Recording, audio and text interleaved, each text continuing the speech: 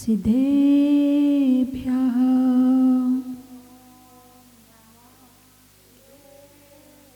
ॐ नमः सिद्धेभ्यः।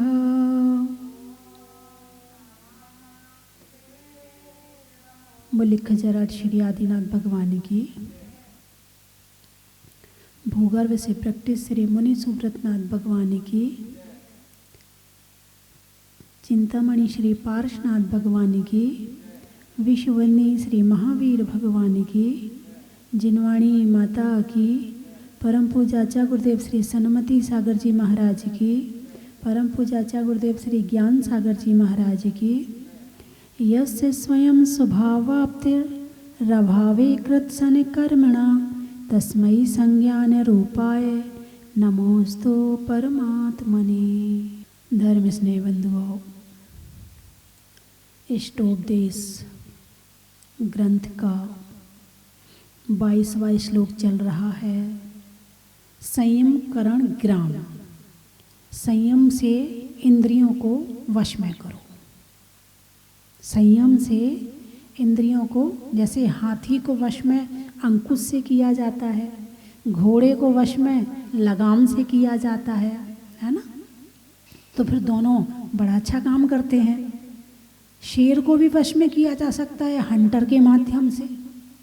ऐसे ही अपनी पांचों इंद्रियों को वश में रखो, इन्हें खुला मत छोड़ो।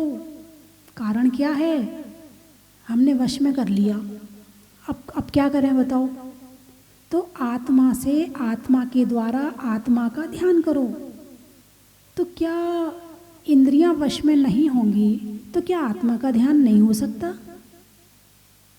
जिसकी इंद्रियां वश में नहीं हैं तो क्या वो आत्मा का ध्यान नहीं कर सकता?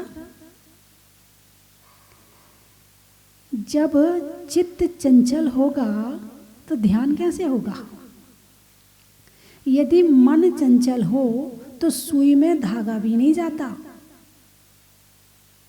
एक सुई, उसमें धागा डालना हो तो आंख एकाग्र, हाथ हिलना नहीं चाहिए, शरीर स्थिर, तब कहीं जाके सुई में धागा जाता है। और इस मन को आत्मा के अंदर ले जाना है तो इंद्रिय विषय भोगों में जो चित्त चंचल हो चुका है, जब इतना चंचल चित्त होगा तो ये आत्मा में कैसे जाएगा? तो क्या करें इसके लिए? बोले इंद्रियों को वश में करो। जिसने अपनी इंद्रियों को वश में कर लिया वो आत्मा के ध्यान में पहुंच सकता है, और जिसने अपनी इंद्रियों को वश में नहीं किया वो आत्मा के ध्यान में नहीं पहुंच सकता है। सारा संसार आत्मा का ध्यान क्यों नहीं कर पाता है? क्योंकि इंद्रियों के विषयों में चंचल है, इंद्रियों के विषयों में लगा हुआ है। जब तक इंद्रिय विषय खींचते रहेंगे तब तक हम आत्मा की तरफ जाने वाले नहीं हैं। आँख का विषय पूरा करो तो कान अपना डिमांड करता है, कान का पूरा करो तो नाक अपना डिमांड करता है, नाक का करो तो मुंह तैयार बैठा है, मुंह का पूरा करो तो इतना बड़ा शरीर तैयार बैठा है। एसी चाहिए, पंखा चाहिए, कूलर चाहिए, अच्छा कपड़ा चाहिए, सोना चाहिए, चांदी चाहिए, सारी चीज़ चाहिए। अब इनकी पूर्ति में सारी जिंदगी लगे रहो और हम अपनी आत्मा तक पहुंच ही नहीं पाते हैं। तो इसीलिए कहा है कि इंद्रियों के विषयों पर विजय प्राप्त करने वाला ही आत्मा के ध्यान में जा सकता है। और आत्मा तक पहुंचने के लिए यही रास्ता है, रास्ता कोई दूसरा नहीं है। अब 10 धर्म हैं, 10 धर्म में क्या? क्षमा, मार्दव, आर्जव, शौच, सत्य, संयम, तप, त्याग। तब आता है अकिंचन, तब बसती है अकेली आत्मा। त्याग कर दिया, संयम का पालन किया, तपस्या करी, जब बिल्कुल इंद्रियों को वश में कर लिया तब आता है अकिंचन धर्म है। अकेली आत्मा बची, अब कुछ नहीं बचा है। अब आत्मा में लीन हो गई है, किंचित मात्र कुछ नहीं बचा है। तो शुरुआत कहाँ से करें? ये काम एक दिन में नहीं होगा।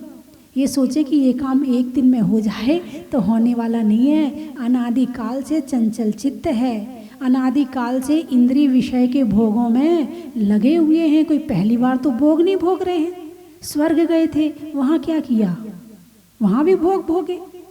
भोग भूमि में गए, वहाँ भी भोग भोगे। मनुष्य पर्याय में आए, यहाँ भी भोग भोग रहे हैं। त्रियंच गति में क्या किया? खाया पिया, इसी सब के पीछे तो घूमते रहे, वहाँ भी तो आत्मा का ध्यान नहीं किया है। तो ये श्लोक कहता है आत्मा का ध्यान करने के लिए सबसे पहली शर्त है इंद्रियों को वश में करो। इस आत्मा के ध्यान करने के लिए नेमिचंद स्वामी ने द्रव्य संग्रह ग्रंथ में बहुत अच्छी गाथा दी है। माँ चिट्ठय माँ जंपय माँ चिंतय किम विजयण हो थिरो अप्पा अपमिरो इणमेव परम हवे झाड़म। क्या कहा? माँ चिट्टा है, चेष्टा मत करो। दिन भर प्रयास करते हैं ना, किस लिए करते हैं? इंद्रिय विषय की पूर्ति के लिए करते। किस लिए करते हो? सुबह से लेके रात तक जो मेहनत करते हो, जितनी क्रियाएं करते हो, जितनी चेष्टाएं करते हो, वो सारी की सारी चेष्टाएं किस लिए होती हैं? उसका उद्देश्य क्या है? इंद्रिय विषय की पूर्ति। सो के उठ के लेकर के रात तक वही चलता है। तो सबसे पहली शर्त रखी है ध्यान करने के लिए, माँ चिट्टा है, चेष्टा मत करो। जितनी चेष्टाएं बाहर की तरफ जाएंगी उतना अंदर से दूर होते चले जाओगे। दो मुख सुई सिए न कंथा, दो मुख पंथी चले न पंथा, दो काम नहीं होए सयाने, काम भोग अरु मोक्ष पयाने। क्या कहा है? दो मुख सुई सिए न कंथा। कंथा यानी पहले कथरी होती थी घर में, सबके घरों में होती थी कि घर में जो पुराने कपड़े बचते थे उसको एक ऊपर रख के फिर सिल दिया, फिर उसके ऊपर एक कपड़ा रखा फिर सिल दिया, ऐसे कथरी बनती थी, उसको कथरी बोलते थे।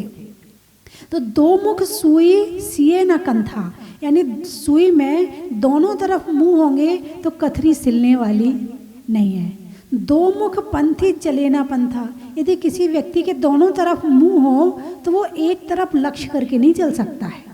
कभी इधर जाएगा, कभी इधर जाएगा, कभी इधर जाएगा, तो मंजिल पर पहुंचने वाला नहीं है। दो मुख पंथी चले ना पंथा और दो काम नहीं होए सयाने। ये सयाने किसको कहा है? ज्ञानी को कहा है, होशियार को कहा है। दो काम नहीं, हे होशियार पुरुष सुन ले, दो काम एक साथ नहीं होते हैं। काम भोग और मोक्ष पयाने। तुम सोचो कि घर में इंद्रिय विषयों में पूर्ण रूप से संलग्न रहें, पूर्ण रूप से समर्पित रहें, घर के लिए मोह माया में फंसे रहें और आत्मा का ध्यान हो जाए तो होने वाला नहीं है। उसके लिए इंद्रिय विषयों को कम करना पड़ेगा। तो इसीलिए आचार्य नेमिचंद स्वामी ने सबसे पहले कह दिया माँ चिट्टा, चेष्टा मत करो। माँ जंपह, कुछ मत बोलो। अब चेष्टा तो करनी पड़ेगी ना। अब मान लो इंद्रियों के विषय सुख चाहिए है तो चेष्टा करनी पड़ेगी, नहीं करनी पड़ेगी? काम करना पड़ेगा, नहीं करना पड़ेगा?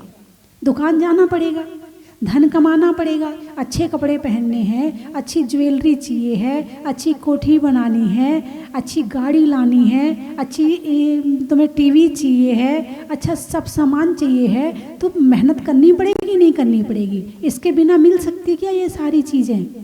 नहीं मिल सकती हैं। तो बिना चेष्टा के इंद्रिय सुखों की प्राप्ति होने वाली नहीं है। और ध्यान के लिए क्या कह दिया? चेष्टा मत करो। माँ चिट्टा, चेष्टा मत करो। इसीलिए सबसे पहले ये आत्मा का ज्ञान कराने के लिए, आत्मा का ध्यान कराने के लिए जब दीक्षा लेते हैं तो सबसे पहले परिग्रह का त्याग कराया जाता है।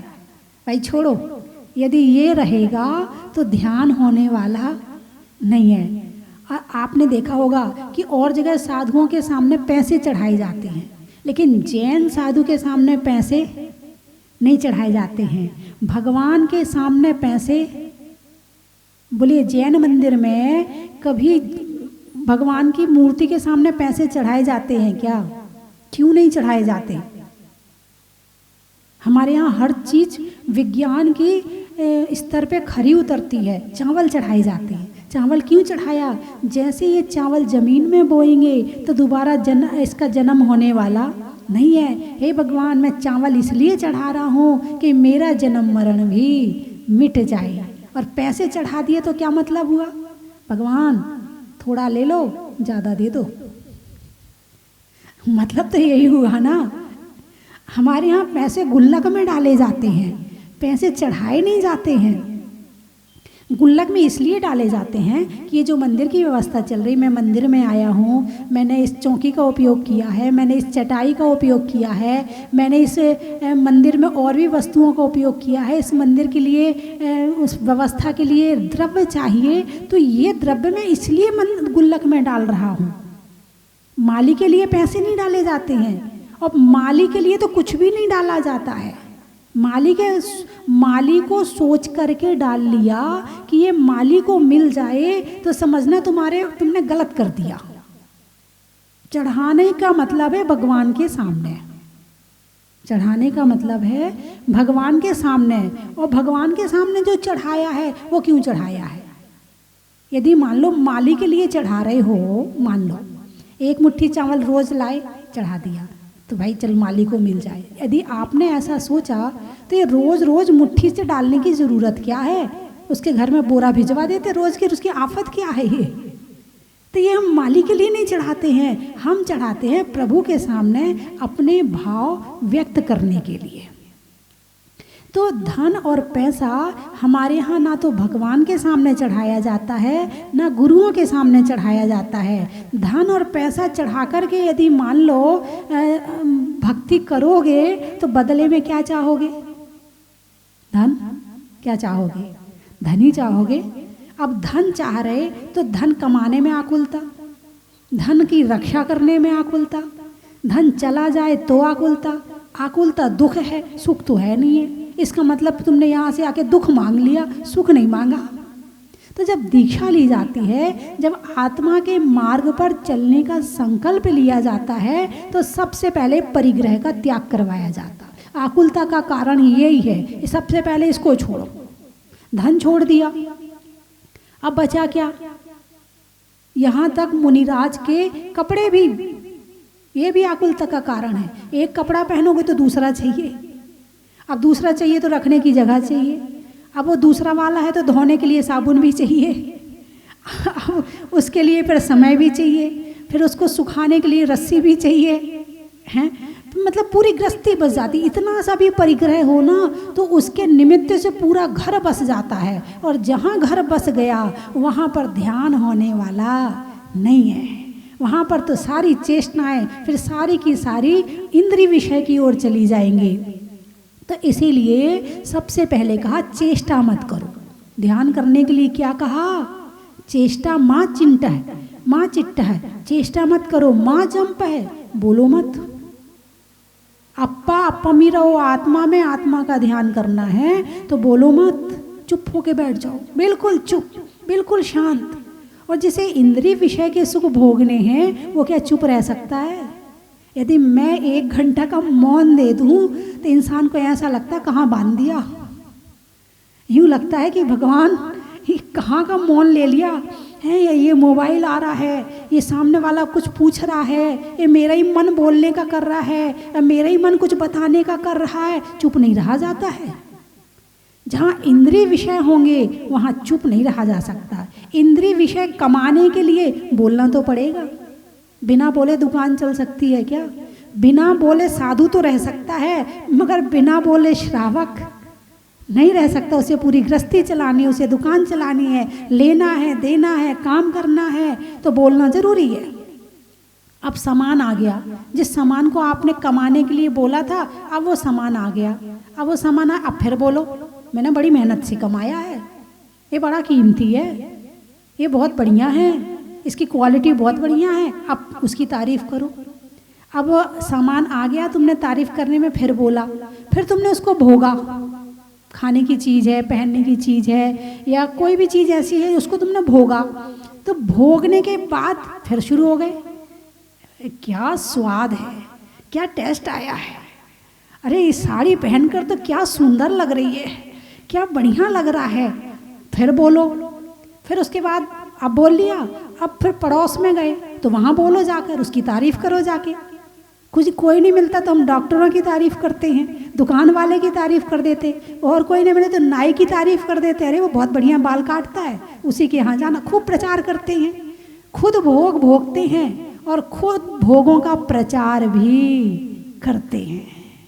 लेकिन आत्मा में आत्मा का ध्यान करना है तो माँ जंप है, बोलो मत, माँ चिट्टा है, माँ जंप है, माँ चिंता है, विचार मत करो, सोचो मत, बैठ जाओ बिल्कुल।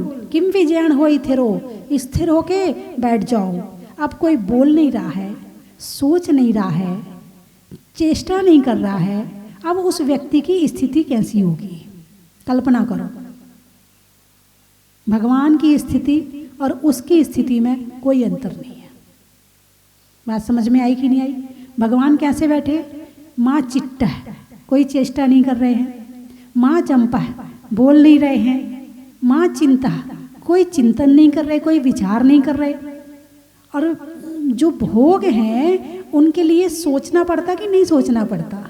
अरे बोलिए ना, शरीर को चेष्टा भी करनी पड़ती है, मुंह को बोलना भी पड़ता है और मन को सोचना भी पड़ता है। अब दुकान जाना है, माल खरीदना है, कहाँ से लाना है, दुकान खोलना है, नई दुकान खोलना, कितनी टेंशन होती है। एक फैक्ट्री खोलना है, कितनी टेंशन होती है। फैक्ट्री खोलने के बाद ऐसा नहीं कि तुम शांति से बैठ गए, तुम्हारी टेंशन खत्म हो गई है। अब माल कहाँ भेजना है, कहाँ से वर्कर आएंगे, कहाँ से स्टाफ आएगा, कौन काम सही कर रहा है, कौन काम सही नहीं कर रहा है। रात को सोते सोते तक टेंशन होती है। कोई जॉब करता है तो जॉब करने के लिए किसी ने कुछ कह दिया, तुमने काम अच्छा नहीं किया, तुमने ऐसा नहीं किया, उसकी टेंशन करो। जितना काम है उसके लिए सोचो, अरे इतना काम करवाते हैं, इतने तो काम से तो मेरा दिमाग खराब हो जाता है, ये हो जाता है, वो।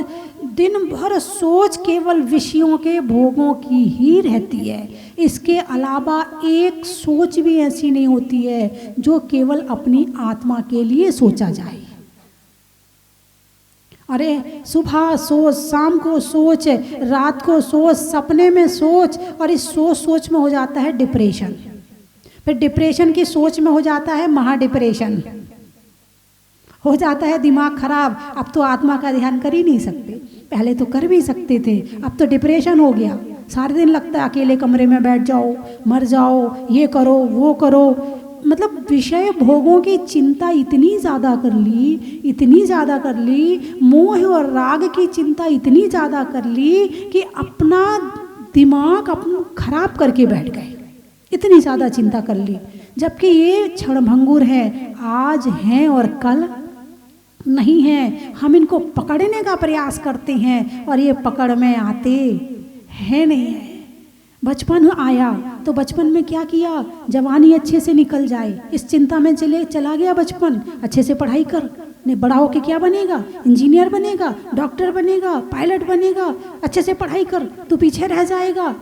जवानी की चिंता में बचपन को चिंता में डाल दिया, बचपन का चिंता में चला गया, धर्म नहीं किया, आत्मा का ज्ञान नहीं किया।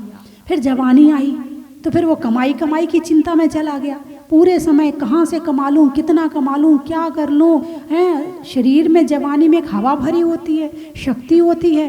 अब वो शक्ति जब होती है ना तो सामने वाले कमज़ोर भी ऐसा लगता है कि कहाँ से ये फालतू आदमी आ गया हमारे बीच में। जब खुद कमज़ोर हो जाओगे ना तब पता चलेगा कि कमज़ोर के प्रति जो ऐसे भाव रखने वाले होते हैं उनका क्या होता है। अभी मुझे ऐसा पढ़ने में आया कि एक व्यक्ति था तो उसको कोरोना हो गया, अभी भी बिल्कुल लेटेस्ट है, कोरोना हो गया, अस्पताल में गया, अस्पताल में एक कमरे में उसको डाल दिया। अब उस कमरे में ना तो टीवी है, ना बीवी है, ना बच्चे हैं, ना वहाँ पर कोई मोबाइल है, मोबाइल भी छुड़ा लिया, ना मोबाइल है, ना वहाँ कुछ कोई साधन नहीं, बस अकेला कमरा और बिस्तर और सोने का, बस इसके अलावा कुछ भी नहीं है। अब वहाँ उसे रहना पड़ा 14 दिन। एक मशीन आती थी, उसमें खाना एक प्लेट में आ जाता था, वो खा लेता था। अब वो 14 दिन के बाद जब वहाँ से लौटा तो ऐसा लगा कि पता नहीं मैं नरक से निकला हूँ, कहाँ से आया हूँ। ऐसी इतनी टेंशन कि आधा बीमार तो उस टेंशन के कारण से हो गया। लेकिन घर जब आया तो सबसे पहले वो अपनी माँ के पास गया और माँ के पास बैठकर रोने लगा। बेटा क्यों रो रहा है, अब तो तू ठीक हो गया है। नहीं माँ, उन 14 दिनों में मैंने ये जान लिया कि अकेले कमरे में अकेले कैसे रहा जाता है। आज से तुम कमरे में नहीं रहोगी, आज से तुम हमारे बीच में बैठोगी, आज से तुम हमारे साथ रहोगी। हम स्वाध्याय करेंगे, हम पाठ करेंगे, सब मिलके धर्म करेंगे, बातचीत करेंगे। आज से मैं तुम्हें कमरे में अकेले नहीं छोड़ूंगा। मतलब जब खुद को पीड़ा हुई ना, तब पता चला कि सामने वाले की पीड़ा क्या होती है। और जब तक खुद को नहीं होती ना, तो जवानी में एक हवा भरी होती है, कोई चिंता नहीं बुढ़ापे की। और जो बुढ़ापा जिसका है वो उसको और बुरा समझते हैं, उसको रिटायर्ड समझते हैं, उसके प्रति जो भाव होते वो गलती होते हैं। बचपन में जवानी की चिंता तो करी, मगर जवानी में बुढ़ापे की चिंता नहीं करी। बचपन में जवानी की तैयारी तो करी, मगर जवानी में, अरे बोलिए ना, बुढ़ापे की तैयारी नहीं करी। इसलिए तो बुढ़ापा दुखमय होता है, जबकि बुढ़ापा बहुत अच्छी चीज़ है। बुढ़ापा तो इतनी बढ़िया चीज़ है कि धर्म करने के लिए सबसे अच्छा बुढ़ापा ही होता है। भाई बचपन में तो जवानी की चिंता रही, ये करना वो करना, ये बनना वो बनना, तो धर्म नहीं कर पाए। जवानी में कमाने की, काम की चिंता रही, तो भी धर्म नहीं कर पाए। अब बुढ़ापा में पूरी फुर्सत है, जवानी में फुर्सत नहीं मिली। बचपन में ज्ञान नहीं था, अब ज्ञान भी है और फुर्सत भी है। जिंदगी भर में जितने पाप किए हैं, बैठ के प्रायश्चित करो आराम से, लेकिन मन नहीं लगता। सारी जिंदगी जो किया है वही करने का मन करता है। सारी जिंदगी सबको रोक टोक जो कुछ किया है, बुढ़ापे में भी वही आदत पड़ी रहती, क्योंकि बुढ़ापे की तैयारी जवानी में नहीं करी थी। बुढ़ापे में मैं कैसे रहूँगा, यदि मुझे अकेले कमरे में 4 घंटे रहना पड़े तो मुझे क्या करना है उन 4 घंटों में। अभी पूजा नहीं करते, अभी पाठ नहीं करते, अभी भक्ति नहीं करते, बुढ़ापे में शरीर नहीं चलेगा, तब क्या करोगे बैठ के। तो उसकी तैयारी तो करो। जब मैं बूढ़ा हो जाऊंगा तो मैं अभी से भक्तांबर, कल्याण मंदिर, तत्वार सब याद कर लेता हूँ। और जब बूढ़ा हो जाऊंगा तो मैं बैठ के आराम से, आंखों से दिखेगा नहीं, कानों से सुनेगा नहीं, तो बातचीत हो नहीं सकती है, और सबके बीच जाऊंगा तो और गड़बड़ होगा। तो इससे अच्छा बुढ़ापे में बैठकर अपना पाठ करूँगा, ध्यान करूँगा, गाथाएँ पढ़ूँगा, पूजा करूँगा, जाप करूँगा। बात समझ में आई कि नहीं आई? बुढ़ापे में जब तुम खाली बैठोगे, उस खाली समय की तैयारी अभी से करनी है। उस समय आँखों से नहीं दिखेगा, तो जब आँखों से दिख रहा है उस समय वो तैयारी करनी है। जब कानों से सुनाई नहीं पड़ेगा, तो जब कानों से सुनाई पड़ रहा है उस समय तैयारी करनी है। तो ध्यान करने के लिए जवानी बुढ़ापा कहीं कोई दिक्कत नहीं है, कभी भी कर सकते हैं। आत्मा तो हर समय उपलब्ध है ना। बचपन में भी आत्मा है, जवानी में भी आत्मा है, और बुढ़ापे में भी आत्मा है। आत्मा तो है ना। और ध्यान किसका करना है? आत्मा का है। माँ चिट्ट है, माँ जंप है, माँ चिंता है। कोई चिंता मत करो, कुछ मत सोचो, किसी के लिए मत सोचो। यानी कि ध्यान में, ध्यान की दुनिया एक अलग दुनिया है। ध्यान की दुनिया एक अलग दुनिया है। अच्छा मुझे ये बताओ, यदि आपको यहाँ से, कहाँ से आए आप? मैनपुरी से आए। यदि आपको मैनपुरी जाना है तो किस चीज़ की ज़रूरत है? गाड़ी की। अच्छा, अब लंबा रास्ता है तो फिर भोजन की भी ज़रूरत होगी, पानी की भी ज़रूरत होगी। अब लंबा रास्ता है तो कपड़े वपड़े भी लेके आए होंगे, इसकी भी, कपड़ों की भी ज़रूरत होगी, है ना। फिर आप अपने घर में रहते हैं तो घर में भी सब चीज़ की ज़रूरत है, टीवी की भी ज़रूरत है, बच्चों की, सब चीज़ की ज़रूरत है। आत्मा का ध्यान करने के लिए किस चीज़ की ज़रूरत है? किसी मकान की, महल की, गुफा की, पहाड़ की, टीवी की, परिवार की, किसकी ज़रूरत है? कौन चाहिए ध्यान करने के लिए? अकेली आत्मा चाहिए। कौन चाहिए? आत्मा चाहिए। और वो तुम्हारे पास है कि नहीं? वो है। अच्छा, ध्यान करना है आत्मा का। किसका ध्यान करना है? आत्मा का। तो आत्मा का ध्यान करने में किसकी आत्मा का ध्यान करना है? मतलब दूसरी आत्मा चाहिए क्या ध्यान करने के लिए? नहीं तो किसकी आत्मा का ध्यान करोगे फिर? देखो किस स्तर पे जी रहे हैं इससे पता चल रहा है ना। जीवन शरीर के स्तर पर चल रहा है या आत्मा के स्तर पे, ये पता चल रहा कि इंद्रिय विषयों के स्तर पर इतना जी रहे हैं कि आत्मा का अता पता है ही नहीं है।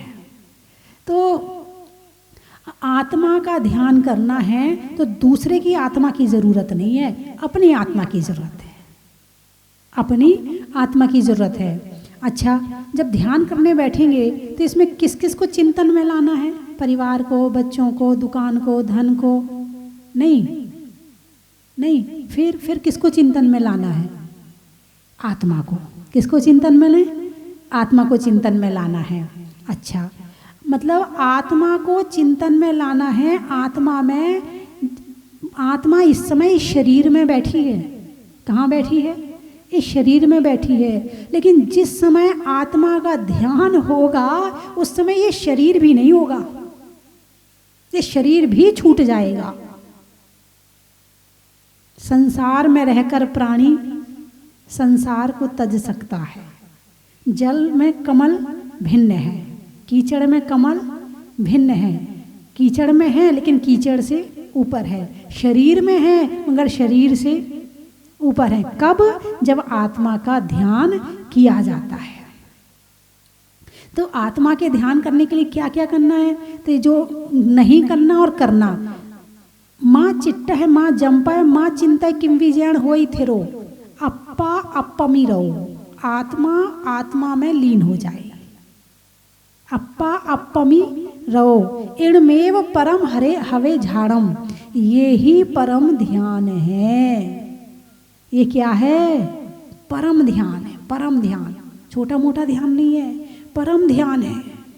अब आत्मा कैसी है, आत्मा का क्या गुण है, आत्मा में क्या है क्या नहीं है, बस यही तो करना है बैठ के। अभी तक तो दुनिया भर का क्या है कैसा है उनके विषय में लगे रहे, अब अपनी आत्मा के विषय में लग जाओ। और आपको ज़्यादा कुछ नहीं आता है, वीतराग स्तोत्र याद कर लो। वीतराग स्तोत्र में आत्मा के स्वरूप का बड़ा अच्छा वर्णन किया है। मैंने एक बार वीतराग स्तोत्र पर पूरा प्रवचन भी किया था, शायद यूट्यूब पर भी होगा, टीवी में तो नहीं मिल पाएगा लेकिन यूट्यूब पे तो मिल ही सकता है आपको। उसमें पूरा यही था कि आत्मा कैसी है, आत्मा क्या है। तो उसको जब तक जानोगे नहीं, ज्ञान नहीं होगा तो ध्यान नहीं होगा। क्या कहा? ज्ञान नहीं होगा तो आंख बंद करके करोगे क्या? मन फिर वही भोगों में जाएगा, मन फिर वही इंद्रिय विषयों में जाएगा। ये चाहिए ये चाहिए ये चाहिए ऐसा चाहिए, इसी में चला जाएगा मन। तो ज्ञान के बाद ध्यान होता है। कम से कम इतना ज्ञान तो हो, ज़्यादा ज्ञान ना हो, इतना ज्ञान तो हो कि आत्मा अलग है, शरीर अलग है। मैं शरीर नहीं हूँ, मैं आत्मा हूँ। कम से कम इतना ज्ञान तो चाहिए ही चाहिए। उसके बाद फिर खोज शुरू हो जाती है। दो तरह का पानी मिलता है ज़मीन से हमें, एक होता है तालाब में, एक होता है कुएं में। तालाब का पानी कौन सा है? जो बाहर से आता है। कुएं का पानी कौन सा है? जो अंदर से खोद के निकाला जाता है। जब कुआं खोदते हैं तो पहले क्या पानी मिल जाता है क्या सीधे? नहीं मिलता है। क्या करना पड़ता है? पहले मिट्टी आएगी, फिर कंकड़ पत्थर आएंगे, फिर बड़े पत्थर आएंगे, फिर और मिट्टी आएगी, फिर सूखी मिट्टी आएगी, फिर थोड़ी गीली मिट्टी आएगी। खोदते खोदते खोदते खोदते एक दिन पानी मिल जाता है, वो पानी अंदर का है। ऐसे ही थोड़ा सा ज्ञान तो पहले हमने बाहर से लिया क्योंकि हमें बिल्कुल भी नहीं था। हमने थोड़ा जाना आत्मा है कैसी, फिर धीरे धीरे अपने अनुभव में लेकर के आए, फिर अपने अंदर खुदाई करी, अज्ञानता को हटाया, ज्ञान नीचे से निकल के आ गया और आत्मा का पता चल गया आत्मा कैसी है। तो आत्मा को जानने के लिए आत्मा को मानना पहले जरूरी। बहुत से लोग तो ऐसे हैं जो आत्मा को मानते ही नहीं है। वो कहते हैं अच्छा ये आत्मा जो नहीं है, वैज्ञानिक कहते हैं दिमाग में कोई एक ऐसा पदार्थ होता है जिसके कारण से ये सारी क्रिया चलती है। ऐसे ऐसे लोग भी हैं, लेकिन कम से कम हमें इतना हमारा पुण्य है कि जैन धर्म मिला, भगवान महावीर मिले हैं, गुरुओं का उपदेश मिला, जिनवाणी मिली, है, आत्मा का ये पता चला कि मैं आत्मा हूँ, उसको जानने के लिए अच्छी बुद्धि मिली, पढ़ने के लिए आंखें मिल गईं, सुनने के लिए कान मिल गए। अब इतने के बाद भी इस अवसर का लाभ ना उठाया जाए और आत्मा को ना जाना जाए तो ये जीवन पाना और नहीं पाना बराबर हो जाएगा। इसीलिए इस जीवन को पाकर के आत्मा को जरूर जान लेना। सारे दिन घर गृहस्थी के चेचे पेपे में नहीं लगे रहना, थोड़ा वहाँ से निकलकर दूसरी दुनिया में आओ और बैठ जाओ। शिवम शुद्ध बुद्धम परम विश्वनाथम, न देवो न बंधुर न कर्ता न कर्मम, न अंगम न संगम न स्वेच्छा न कायम, चिदानंद रूपम नमो भीतरा। जो अपनी आत्मा को नहीं जानता है वो परमात्मा को भी नहीं जानता है। परमात्मा को जान लेता है वो अपनी आत्मा को जान लेता है। तो दोनों को जानने के लिए आत्मा को जानना जरूरी है। तो इसीलिए जो आज चर्चा हुई, माँ चिट्टा है माँ जंपा, तो इस पर विचार, श्रद्धा और आचरण तीनों जरूरी हैं। और 24 घंटे मिले हैं, कम से कम इंद्रिय विषय भोगों में 24 घंटे मत दो, 1 घंटा तो अपनी आत्मा को दो। आप मंदिर में भी जाते हो तो क्या करते हो? पूजा करते हो। मन कहाँ है? पूजा में। आत्मा में है क्या? नहीं है। तो आत्मा में कैसे जाइए मन? पूजा का मतलब भी यही है कि परमात्मा के माध्यम से आत्मा में जाए। लेकिन पूजा भी भाई रोज का नियम है, तो फटाफट फटाफट राजधानी की स्पीड से पूरी पूजा निकल जाती है। आत्मा परमात्मा कब निकल जाता है पता ही नहीं चलता है। जिस उद्देश्य को लेकर पूजा की गई थी उस उद्देश्य में भी सफल नहीं हो पाते हैं। तो जब तक लक्ष्य आत्मा नहीं होगा तब तक पूजा इसी तरह चलती रहेगी, माला बिना मन के इसी तरह फिरती रहेगी और आत्मा का ध्यान लगते ही सब चीज़ों में विशेषता आ जाएगी। और जब विशेषता आ जाएगी तो कर्म बंधन भी ढीले पड़ने लगेंगे और जैसे जैसे कर्म ढीले पड़ेंगे हमारा मोक्ष मार्ग प्रशस्त होगा और हम अपनी आत्मा के ध्यान से एक दिन परमात्मा पद की प्राप्ति कर सकते हैं। रात्रि में क्षमा का, पैसों में जमा का, और ध्यान करने में आत्मा का, नदी में नाव का, शरीर में पाँव का, और ध्यान करने में आत्मा के भाव का, स्वर्ग में परी का, सब्जी में तरी का, और आने वालों में मैनपुरी का, गाने में सुर का, नृत्य में नुपुर का, और आने के लिए जहाजपुर का, चंद्रमा में गुरुत्वाकर्षण का, भौतिकता में आकर्षण का, और भगवान के दर्शन का। बाकी चर्चा कल करेंगे। बोलिए 24वें भगवान की।